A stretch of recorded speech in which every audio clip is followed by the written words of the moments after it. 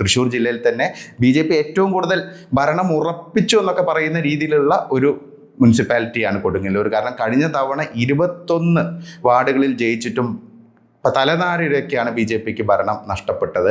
ആകെയുള്ളത് 44 വാർഡുകളായിരുന്നു കഴിഞ്ഞ തവണ 2020 ഇലക്ഷനിൽ. 22 വാർഡുകളിൽ LDFും 21 വാർഡുകളിൽ BJPയും ജയിച്ചു. ഒരൊറ്റ വാർഡിൽ മാത്രം ഒതുങ്ങി UDF എന്നുള്ളതാണ്. അപ്പോൾ ഇത്തവണ ഏത് വിധേനയും ഭരണം പിടിക്കുക എന്നുള്ള ലക്ഷ്യവുമായിട്ട് തന്നെയാണ് BJP അവിടെ ക്യാമ്പയിനിങ് നടത്തിയത്. പ്രത്യേകിച്ച് സുരേഷ് ഗോപി അവിടെ വളരെ സജീവമായിരുന്നു. സംവാദങ്ങളുമായി അദ്ദേഹം വളരെ സജീവമായി രംഗത്തുണ്ടായിരുന്നു.